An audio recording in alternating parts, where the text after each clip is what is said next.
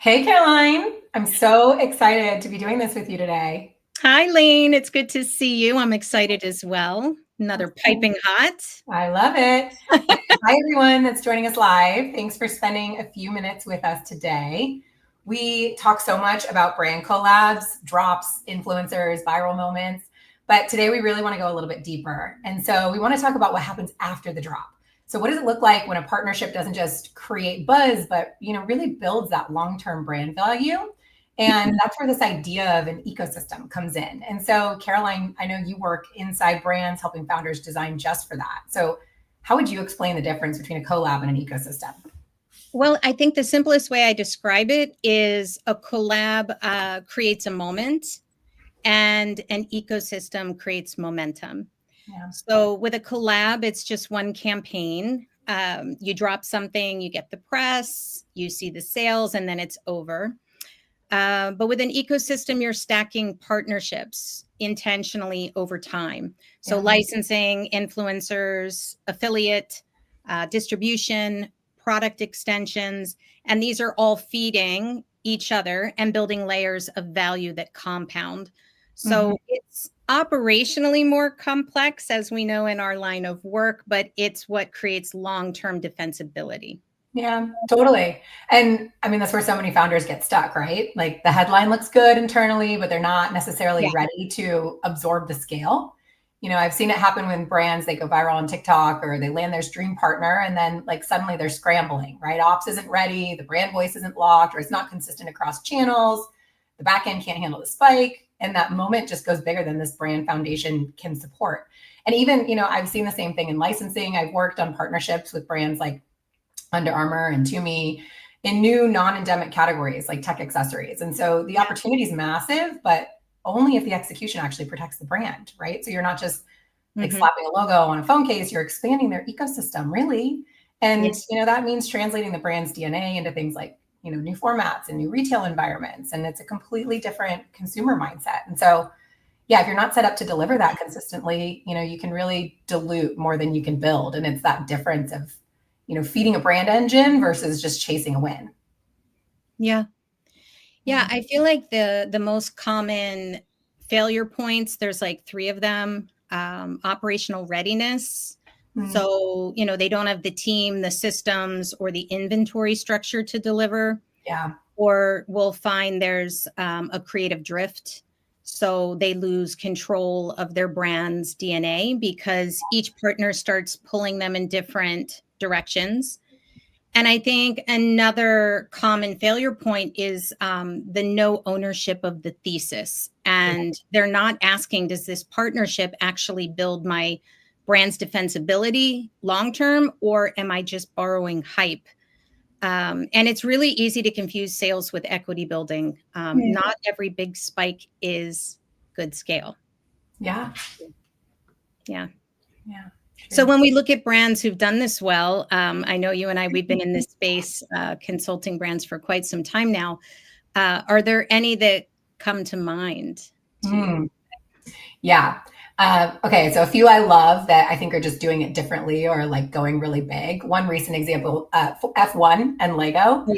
I love that. That one really stood out to me. It was at the Miami Grand Prix, and F1 drivers they rolled out in these full size, life size Lego cars. Like Fun. they had 400,000 bricks each. They were fully drivable and took months to build, I'm sure.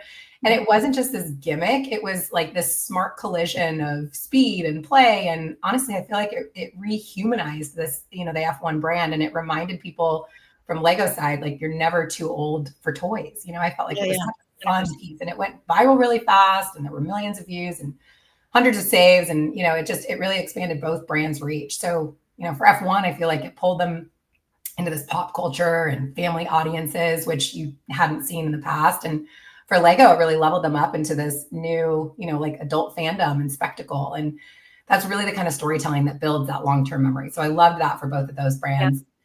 Another one that stood out to me is Sarah V and Michael Sarah. So a little bit older, but like this was performance, disguised as marketing, honestly. It was this campaign, rolled out slowly across Reddit and YouTube and this big reveal before the Super Bowl. And not only did it, build earned media and search volume and months of organic buzz, but it was like all rooted in this joke that they could own. And I felt like that was such a moment that expanded beyond just its own moment, right? It became this, almost conspiracy theory for brands. It was fun for consumers to follow along. And then I'll give this last one that, I think it's a little older, but it's a standard in saturation as I see it for brand collabs, is Barbie. So Barbie's brand universe, when that launched last summer, it's like it really touched on every single category. It was, home, dating, travel. Every collab just really, reinforced the same Barbie world. And I think that's really how you turn, a single moment into this entire movement. Yeah. And what I loved about these brands, they're not just, they're really not chasing the hype. They're structuring that for endurance, and they're building these ecosystems. Yeah. And what I love is when ecosystem thinking is grounded in sustainability and long-term integrity. I think this is really something many brands are going to need to be prioritizing for many reasons. I guess I would want to throw in maybe a few brands, like take Outland Denim. They didn't just build a brand, they built their own ethical manufacturing infrastructure from the start. So every partnership ladders back to their mission of human rights and slow intentional growth. Yeah. Really strong long-term play there. Or Mate the Label. They've like vertically integrated their supply chain. They own their manufacturing and only partner when there's alignment with their sustainability standards. Yeah. So, it's not just clean product, it's clean ops. And so I think that's also a really strong play. And Pangaea, I think, they've turned their IP into their ecosystem. So every drop, collab, or licensing deal is building on their material science and regenerative mission. So there's a brand using innovation as both a moat and a message. Yeah. I think these also are just like not marketing plays, they're structural strategies. And that is a big shift I think we're going to be seeing. Yeah, I love that. Yeah, it's like that long-term thinking that makes a difference. Yeah. Yeah. Yeah. So for the founders or marketers that are listening, what is one lens that you would leave them with? If you had a tip, you'd leave them.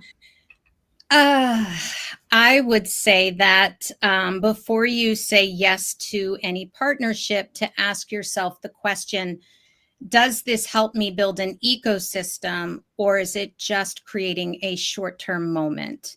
Yeah. Because if it's not feeding the brand's DNA and it's not feeding the flywheel of your organization, your core IP, your ownership structure, your long-term control, it's probably not worth doing. Yeah, so good. So good. So hopefully that was helpful to those of you that are building something towards, something more durable and brand led. And this has been so much fun doing this with you. I know. I really enjoyed it as well. And, special thanks to the board for bringing us fractionals together. It always becomes very intimate and always great learnings whenever we prepare and collab for these. So very grateful for the board and for you, Lane. And I'm looking forward to working on some PE projects with you. Yes, thank you. And for any of those of you that are watching us live, you can connect with Caroline and myself both on LinkedIn. And then remember to stay tuned this time next week. Another pair of board members will be going live on Piping Hot, serving all the tea. Thanks. Thank you all.